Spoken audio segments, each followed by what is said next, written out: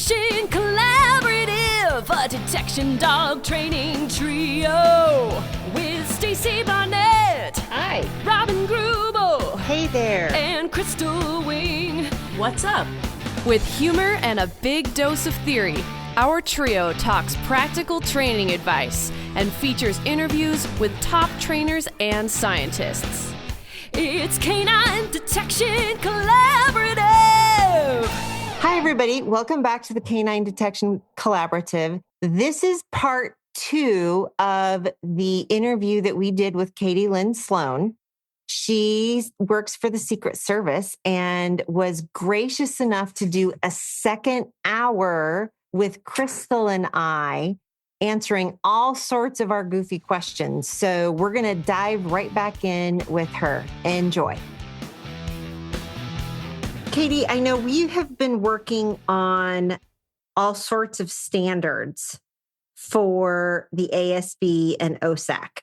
And we were talking, I know the terms and definitions is currently under revision again. Well, not again so much as the first edition got published, I think, in 2017. It was the first document that came out. Right. Very little public comment, I think, because most people just didn't know. Right. Like, it's new, and I'm not knocking you guys, but I really don't think you're going looking for standards, right? No. That are in public comment. Like, let's be honest. You have better things to do with your time than that. So I just don't think it had a lot of knowledge about it coming out. And that's something that we're working really hard to get a lot more public input and teach people and educate people that there are standards out there, especially since every single standard that has come out after that, the vast majority of all of the comments are on the terms and definitions section. Yes, they are. So we're really working hard to make sure that the terms and the definitions make sense, that they're representative of what's going on. And then we're adding things that we hadn't defined before. Because like, if I say I train on explosives, like I'm on the real stuff. What's the real stuff? Like how do you define that? That is really, really hard to define, like actual drugs, like seized drugs. That's hard to define. So we're working really hard to make sure that we're getting the right terms so everybody can start talking in the same language. Because again, like I'll use terms like off-gassing or out-gassing. Some people, they'll be like, oh, it's a heavy odor or it's high vapor pressure. And again, we're just trying to get people to talk all on the same terms, because the last thing I want is anybody to go to court and get chewed up by a lawyer because they just didn't know this one specific term. That is, nobody wants that. Correct. You can Zach, because I will totally go on the pseudo talk. Please. We were talking about the cadaver dog odor and actually about how cadaver dog handlers have a hard time getting odor, and whether it's fresh all the way over to skeletonized. And there's pseudos out there for cadaver. There's pseudos out there for explosives, narcotics, and all sorts of things. And I would love to hear your thoughts on pseudo. So first, I'm going to take a step back because your girls, I'm on terms and definitions and the terms here. So we're moving away from the term pseudo because some people that comes with the negative connotation. Okay, so we're moving towards the term alternative training aids. So alternative training aids are essentially any material not in its like native form. So like, let's say you seized cocaine. It could be cut with other things, but that cocaine bulk material it's still, that's the native form of it, right? It could be with a cutting agent. It could be with other things. Same thing with like bulk TNT or C4, or if you're in HR, like a toe, right? It has all the bits and pieces there of it. So an alternative training aid, those can be grouped into 4 categories. So an easy category for people to remember is dilution. So a dilution training aid is where you take a very, very small amount of that material and then you dilute it into something like silica powder or onto a filter paper. Like if you're using a dropper, you'd be putting it on there. And that makes it non-hazardous, non-controlled. Big use in explosives because now it's just flammable paper. I have no shipping requirements, no storage requirements, easy peasy, right? Are you talking about like the Wattman paper? Yeah, but that would be like you're physically putting it on the Wattman paper. This might be like printing it onto a stamp. Yep, it would be like printing it because you can print explosives, drugs, and all that stuff. You can, because the next one, so after dilution, we're going to have the sorption aids. So the sorption aids are where you stick a material, like a filter paper, like a Wattman filter, a gauze pad, a cotton ball. You stick it above the training aid. So again, you're using real training aid. It could be that seized cocaine, that TNT block, the C4 brick, whatever you got, you're sticking it above. And that sorbent is going to collect the odor of the training aid, right? No particulates. You're not diluting anything. You're just collecting the odor of that. But what we have to remember is when you're doing that, the different materials will take up the odors differently. Like let's say you're putting out TNT. TNT's headspace is going to be a lot of 2,4-DNT, so the dinitrotoluenes versus the trinitrotoluenes. So it's going to be a lot more of that because it has a high vapor pressure and a little bit of TNT. So let's say it's 60% DNT and 40% TNT. If your cotton ball likes TNT more, you could flip-flop those ratios. So that's just something to be aware of with the sorption aids, is that the material you're sorbing the odor onto can directly impact what the odor smells like and how it releases the odor back out for the dog. Okay?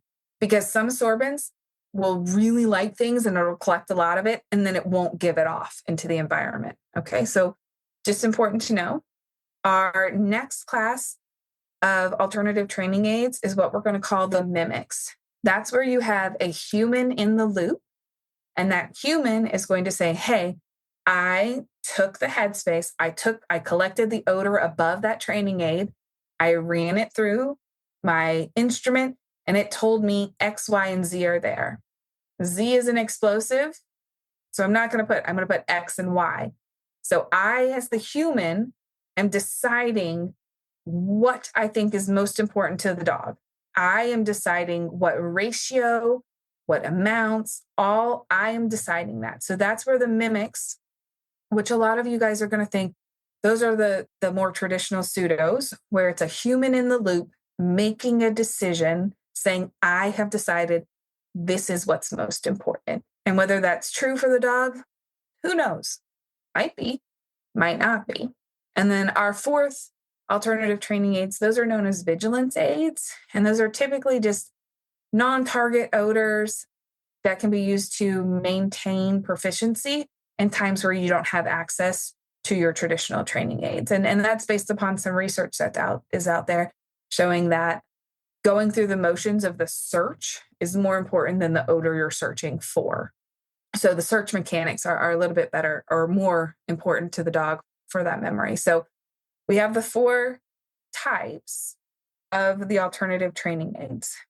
From my personal opinion, given the opportunity, if I can't get my hands on the real stuff, I would first go to the dilution aids. And that's just because it's at least the real stuff, just in a much lower threshold. Will dogs immediately alert on that if they're typically used to high thresholds? No, because again, we had that discussion on you set where your dog works. So those dilution aids, if you're initially training on them, they can be hard because it's a small amount of odor, but that would be my initial go-to. And that's just because you have an idea of what's going on there. And that's also because we just don't have enough research on the sorption and the mimics. I wrote my whole PhD on mimics. And one of my last statements was still, but the real stuff's better, and more reliable, right? And that was 5 years of my life, right? And again, that was one of those things that is really tough because it worked for me, but it didn't work for other people. And that's something we have to remember, that dogs are living, breathing, sentient beings. And just like humans, what works for me may not work for you. And honestly, that is how my brain is molding now to my current thought and beliefs about dogs, is what works for one dog is not going to work for another. So some dogs, because there's research that says, hey, dogs can pick out the individual pieces. You don't have to train them on the full odor bouquet. But there's a whole lot of research also that says, hey, if you train them on only the one piece, they don't alert to mixtures. So who's right? Honestly, I think it's dog dependent. Some dogs can make that jump and some dogs can't. So that's definitely something to be aware of. I'm trying to understand the dilution. What would an example of dilution be for human remains? So a dilution for human remains, Would it be like mixing it with saline or something? I mean, so a dilution for human remains, well, one, I think it's better to say, I am only aware of one manufacturer making a human remains training aid, which again is really tough because is it fresh? Is it early decomp? Is it late decomp? Mummification, skeletonization? I learned all of these words working on standards. So gross sometimes. And we always had the meetings after lunch and they're talking about, so gross. But what stage is it, right? So a lot of people, dilution aids would be really hard for human remains. But a way to think about that is, I was trying to figure it out. I'm like, I don't understand. So it would be like if you went and collected decomp fluid and you put it onto a cotton ball, because you're not collecting the odor, right? You're collecting the actual material. That would be a dilution aid. So instead of just having, oh gosh, I hope this is not realistic, but you just collected a half a cup of adipocere and you put it into a tad, that would not be a dilution. But if you took a cotton ball and you swirled it around in the adipocere, that would be a dilution training aid because you're not having the bulk material out there. That's a tough one. Because I was thinking about, because something that I do, especially I'll be traveling a lot, is I'm taking pieces of clay that has just been from the fire, and then I'm putting that into the goo. So then I don't have to have it frozen and I can just take those. So would that be a dilution or would that be absorption then? I mean, but it actually has it in it. So if it actually has it in it, I'm going to call it a dilution. Okay.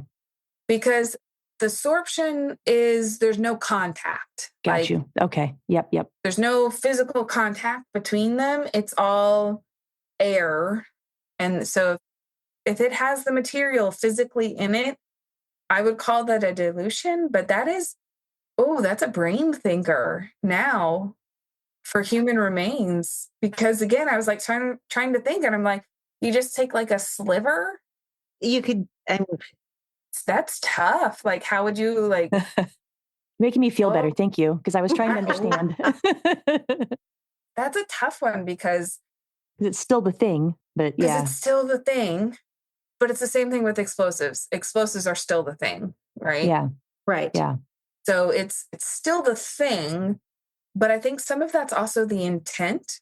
So yes, it's still the thing, but you did that because you can fly with that, you can ship it, you can drive with it, versus if it were the real thing, you'd have to have it in a freezer, there are rules. Right. So I think some of that comes down to kind of intent as well. And I know that's weird to say, but no, it makes sense. I like it. That's going to be I'm not going to look forward to that discussion when we get to that. Sorry. No. I'm notorious for this. It's really good conversation though, because I hate to say that there's also a training aid analysis standard that's coming out. It went out for public comment on the OSAC side of the house. And the OSAC stands for Organization of Scientific Area Committees. They kind of took over for the old SWIGs. So their Scientific job is working groups. Scientific working groups. Yes. SWIGs. So they kind of took over for, they're supposed to like write the standards, and then the ASB is supposed to publish the standards because there's supposed to be kind of a break there. So it's not always the same group doing all the things to make sure it's truly a public consensus standard. But there's actually a standard being written, and it's going to be a series of 3. So it's the general on training aid verification, and then another standard on chemical analysis, and then the third standard on canine evaluation of those training aids. And that's going to be coming out. And we really didn't even consider human remains in there because it's so hard. Yeah. Because like fresh versus early versus late versus how. I always make the joke, it's called HRD for a reason because it's hard. Oh, that's a good one. Yeah, that is really hard, but we're actually starting to encounter that in explosives as well. So HMTD, a peroxide explosive, the older it gets, the fishier it smells. So how do you pick your training aid? Like you pick something that smells fishy? Yeah. Do something that's not fishy? Like, I don't know the right answer other than like, this is important stuff that we have to know so we can make choices.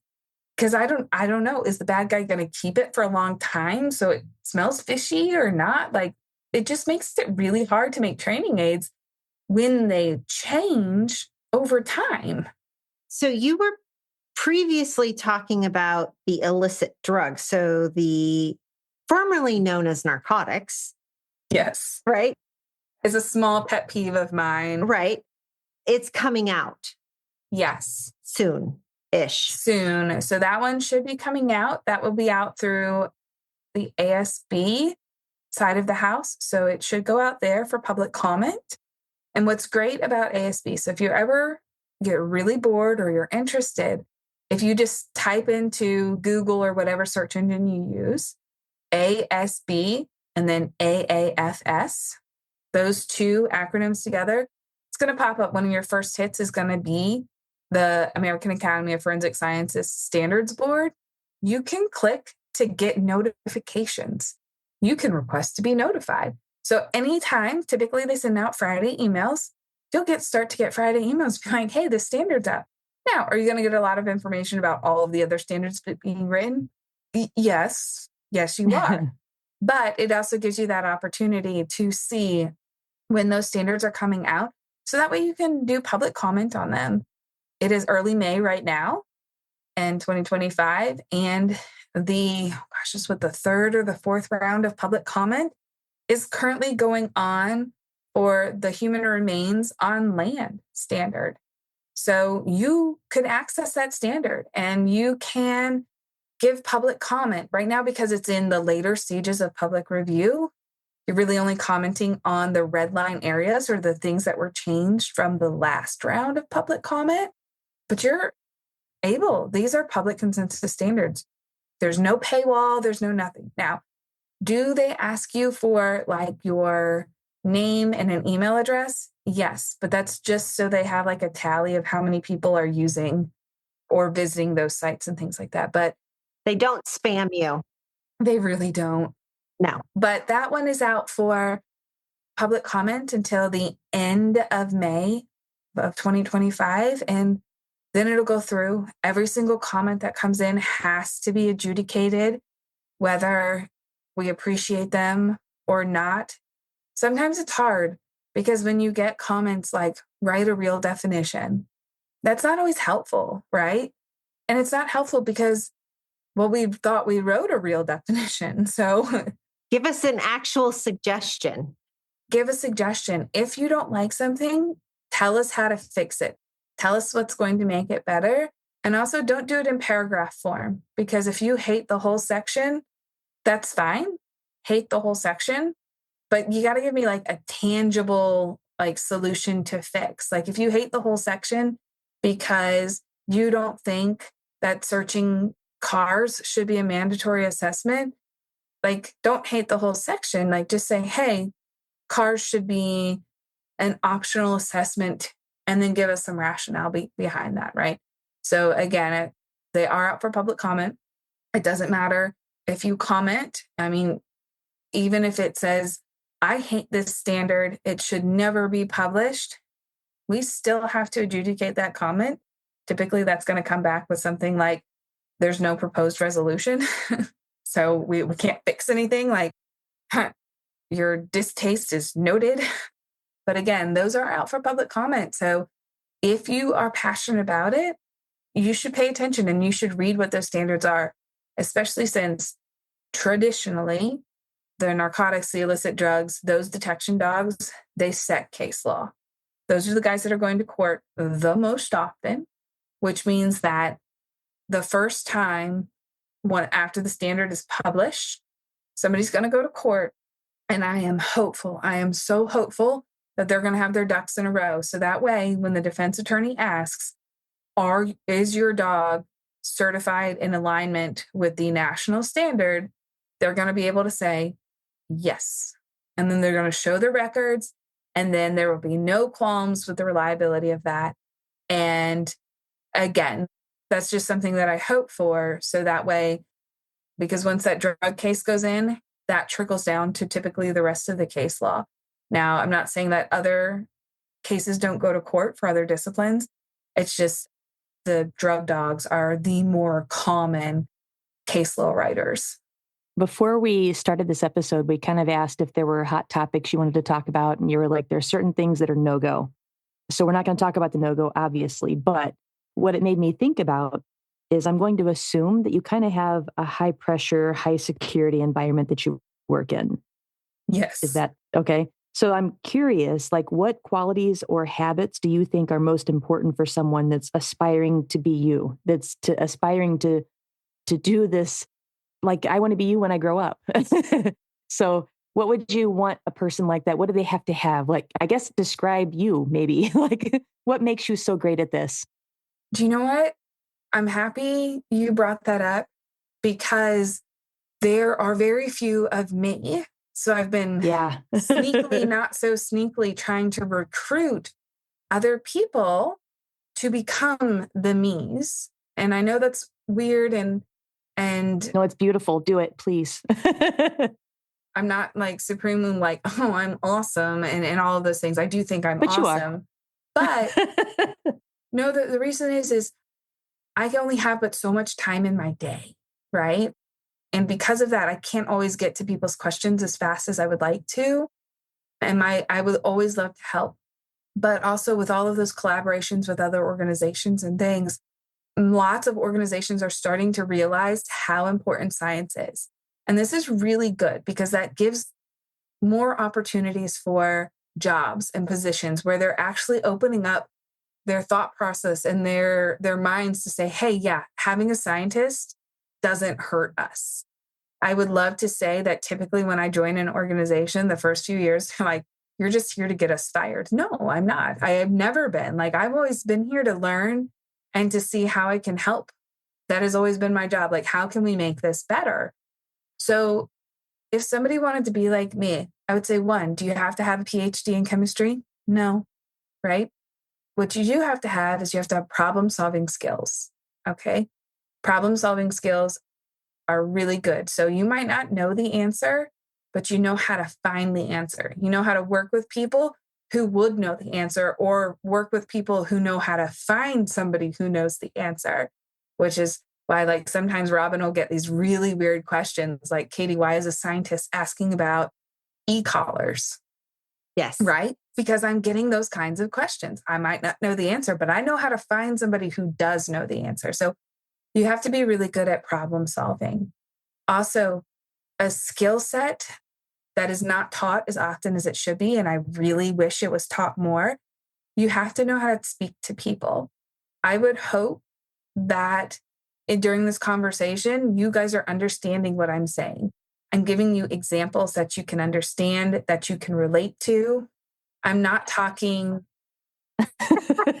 You had me at fart. So yes, you're a great communicator. But again, like you're not talking above people. You're not talking to people like they're beneath you because they don't have the same kind of background. And that can sometimes be a challenge with a lot of scientists is they'll think and this was something that I had a hard time with when I started, and I've been doing this for a long time now. I would think I was talking like to a more digestible level, and I wasn't. Like they weren't getting it. Like they weren't understanding. And then you have to be able to look at somebody's face and be like, they're not getting it. How can I change my example, right? How can I make this so they do understand, and then have the patience to figure out that way, right? Because everybody learns a little bit differently. Intelligence comes in very, very many forms, and you just have to find that bridge to hit that communication. So communicating and being able to speak and speak intelligently, and then also having the ability to say, I don't know that answer, right, is very, very important. Also, you have to have a willingness to learn, and then you have to have the willingness to adapt your thinking. So when I first started, I would have stood on a hill and proclaimed, train them to the purest form of odor and they will alert to everything. And as more research has come out, as we're learning more, I just can't get behind that anymore. I've had to adapt my philosophies and my way of thinking based upon the information that comes out. And as it's coming out, you have to be able and willing to adapt to understand that, hey, I thought this based upon my information. I have new information. I need to change how I think about this. I need to be willing to run some tests to see, does this actually apply? Does this impact us the same way it impacted other people? And you have to be willing to do those tests. You have to be willing to learn. And then you also have to know what your limitations are. Like I will always tell people, I do not train dogs. I should not run a dog. I have audited several dog courses, right? But that doesn't mean I can do it. I shouldn't do it. My house, I have cats. My son was asking me today, Mommy, why do you have to do all of these dog things? We don't even have a dog. Then we have to come with those realistic expectations. We're not home enough for a dog. Like you guys are with your dogs like 24/7. I work, my husband works, can't bring our dogs with us. That wouldn't, so we don't have a dog. So realistic expectations, but I would say a willingness to learn. So anybody who wants to do this, you just have to try, and then you have to get your in. So lots of the agencies are looking for people. If you have the desire to get an upper level degree, go for it. Having a chemistry degree is helpful, especially in explosives and threat detection, because like I said, I would say the vast majority of my work is in dog stuff, but that's because dogs are so good, right? They're so much better than a lot of other detectors in a lot of the spaces. Like I can't x-ray a hotel room that we're walking into, but I can run a dog through it. I can't use a walk-through metal detector, but will my explosive detection dog find a knife on a person? No, but it's about learning all the tools and being willing to do that. So I hope that we're starting to cultivate a field of people that have the willingness to do this, and then also have the desire to speak to people. There's a small challenge. I will fully admit I'm also an introvert. So having the conversations can sometimes be hard because lots of scientists are introverts. So we might want to speak, but our little brains are like, no. And it has nothing to do with anybody other than, oh my gosh, this is terrifying. But that's why podcasts are so great. You can talk to so many people on a podcast, and you only have to just be here with us. And this is why a podcast works so well for me. It was really funny. I was teaching at the Military Working Dog Symposium last week, and I asked my entire class, I'm like, how many of you are introverts? And the entire class of 12 raised their hand. And like, so did I. And I was like, well, we all just want to hang out with our dogs, and then they send us here. I was like, I get it. But yes. Yeah. And saying that's that's, again, I hope more people want to be like me. And then I do think I'm awesome, but hopefully not coming across in like a narcissistic way. But like I do, because the more people we can get interested in canine science, the better the field will get, the more we'll progress, the more we can dial in the dogs, the more we can expand capability. I mean, think about it. We might be only at the tip of what a dog's capability actually is, for just sure, because we don't know any better. Agreed. Yeah. Agreed. Preach. Yeah. And I think about when I started in 2001 and the science that's come out, even in the last 10 years, has been phenomenal for what we're putting together. I mean, you talk about dull research. It's amazing. It really is. Like, it makes me so happy.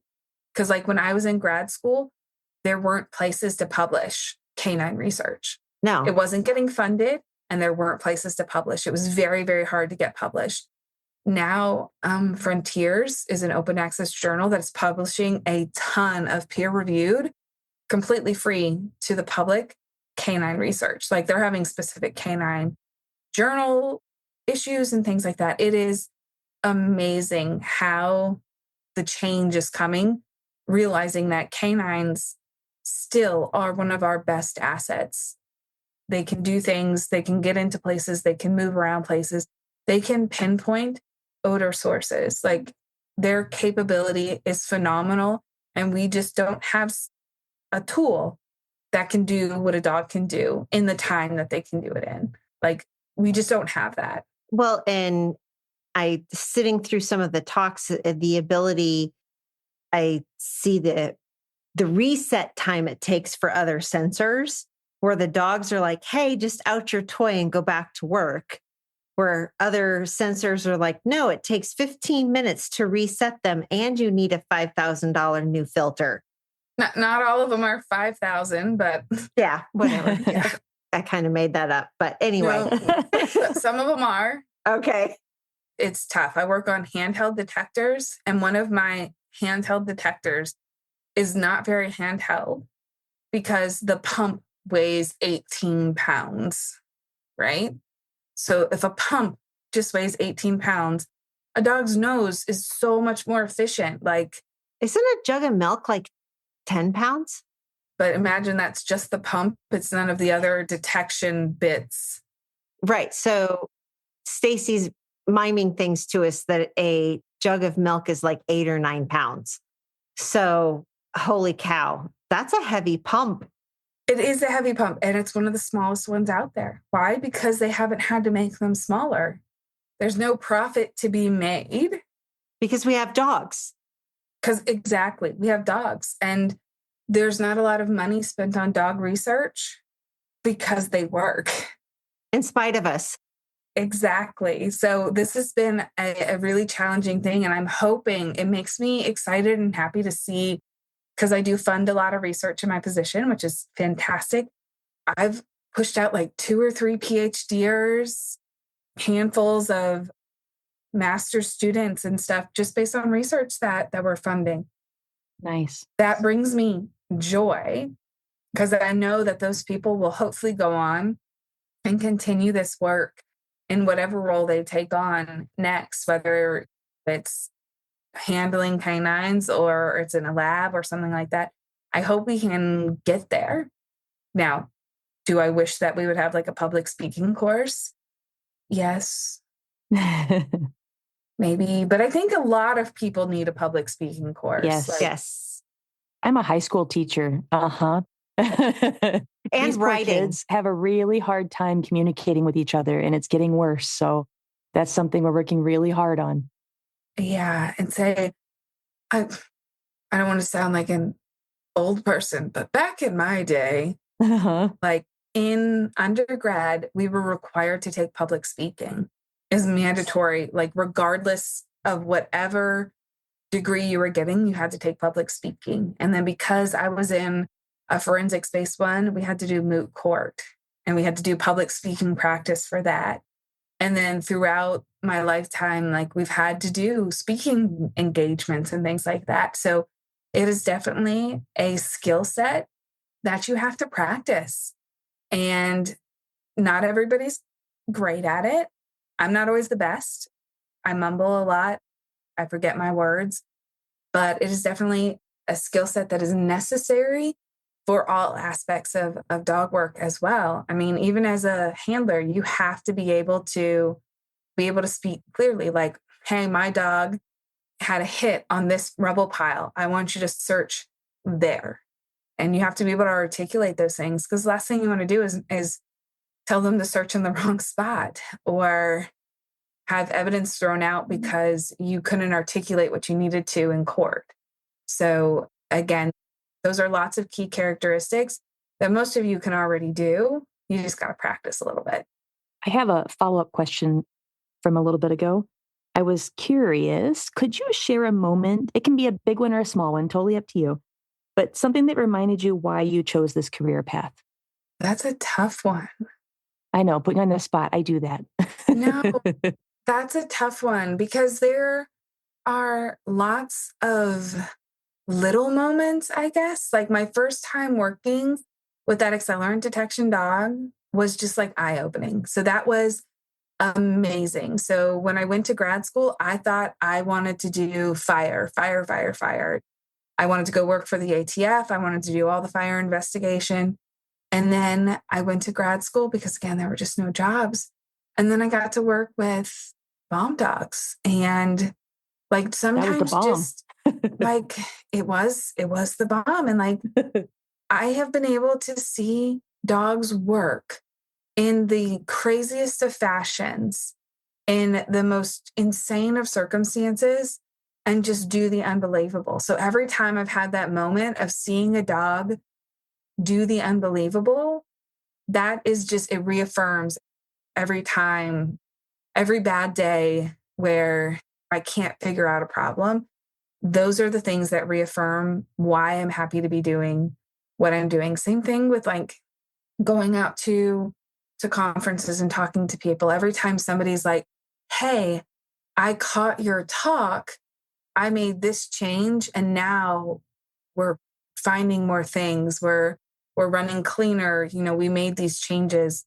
Those little things bring me joy, just like seeing other people succeed in their research. I mean, people will laugh about, you know, like those who can't do teach. Well, I don't teach anymore, and I don't really do anymore. I fund people, right? I fund the people who are doing this work, and I love seeing them succeed and figure out the answers to these problems. And then I just go and I'm like the Temu or Wish version, and I'll present it to people and be like, this is what you're going to do with it now, right? Because some people are like, hey, why aren't you talking? I'm like, why would you want the Temu version when you have the actual person speaking about what the research was? Like, I'm the Temu or Wish. Like, I take people's like 400-page reports and I boil them down into 4 bullet points. Like, I'm not always their favorite person because they're like, hey, this was like 5 years of my life that you boiled down to 4 bullet points. But that's what I do. Like, that's my job. Like, here's the highlights, and now here's what we're going to do with it. Here's how we're going to make a change. So I can't say it's just one exact moment so much as lots of little moments over time that just reaffirm. Like every time I see a dog work or do something, every time I get to see a handler figure something out or have like that light bulb moment where it just clicks is amazing. It would be just the same thing, like to see, like I have never seen a dog work on a rubble pile. I'd probably have like one of those light bulb moments as well. Like, again, just seeing all the things that they can do, the little moments. But I guess if I had to pick one, it would be that first experience with the accelerant detection dog, because I had a great mentor and he let me ask all the questions. And I'm like, hey, why are you spiking gasoline on the curb before we run into the house? And he's like, I want to make sure the dog's working. Like, why are you doing this? It was a food reward dog. Like, how was this effective? And, you know, learning all those ins and outs. And that probably started my interest, and it has just snowballed since. I love that. Awesome. Thank you for sharing that. I really appreciate it. So, Katie, we usually ask for takeaways. What is something you want people to take away from our conversation? So I think some of my biggest takeaways always boil down to generalization. Okay. Train with as much variety as often as you can in the weirdest of circumstances you can possibly get to, with as many groups and as many people as you can. And the reason I say that is because you might be limited on your training aids, but if you pair up with somebody the next county over, they might have the same training aids, but they've put them out differently. They'll put them out differently. You get different dog smells, you get different environments. They're going to have different thoughts on how they want to put things out. The more variety you can introduce, the sooner you can introduce it, the better I believe your generalization is going to be. And I think the better of a position you're going to be in. Because again, you're setting those expectations of, yes, this can also be productive. I know I've never hidden, we know to ignore stuffed animals, but yes, it can be a productive area. Somebody could hide drugs in a stuffed animal, explosives in a stuffed animal, whatever it may be. Those are productive areas versus, hey, that's not a toy, leave it alone. Again, it's variety is the spice of life, and it's applicable in all things, including dog training. So the more variety you can get, pair up with people, see how they're doing their stuff. Even if you think that they have the worst training aids ever because they store them horribly, in your opinion, right or wrong, train with them, because guess what? The bad guy might be using 20-year-old stuff he recovered from grandpa's World War II days or World War I days where they brought home souvenirs, right? You don't know what you're going to encounter. You don't know what some bad guy, the new drug dealer is going to come out. You don't know what you're going to encounter. So the more variety you can get, the better off you will be. And to develop those relationships, because again, we will condition the dogs to working in certain places. So if you only ever work in a warehouse and your training days are always in that warehouse, always the same pile, always the same people, always the same car, your dogs are going to love those training days and they're going to go through the motions with everything else because you've conditioned them that those areas aren't productive because they're not getting hits there. So again, I guess that's my biggest takeaway is variety. The more variety, the more flavors, the more opportunities you can work with other people, other people's training aids, other training areas, the better off I think you're going to be in the long run. Okay, Crystal, your turn for takeaways. Dogs are really good. I mean, that just summarizes it. This is probably the episode I've taken the most amount of notes of any of them. And I take a pretty good amount of notes. I have you've dropped so many names of researchers and places to do more learning. And I am so excited to jump down that rabbit hole when life slows down a little. So thank you for all of the future rabbit holes you've led me down. Oh, of course. Thank you so much for the opportunity to talk about all of the rabbit holes that I jump in and out of every single day. Your passion is contagious. Yes. And what's really funny is I actually have notes, which I don't usually take notes. So yes, I actually have notes. And my biggest takeaway is I will agree with you. It's all the little ahas that you see people have.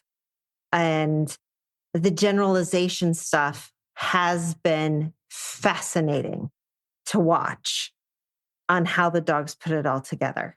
So with that, Katylynn, thank you so much for joining us. Yay. This has been fantastic. We greatly appreciate your time, and everybody else, go train. Canine Detection Collaborative. We have appreciate the time you spend with us. If you liked this episode, not only should you follow us so you don't miss the next one, but please also rate and review us in your favorite podcast app. For info on collaborating with us, go to K9DetectionCollaborative.com. That's K9DetectionCollaborative.com, where you can find our socials and pick up our latest monthly freebie. Join us again to talk training in the next episode.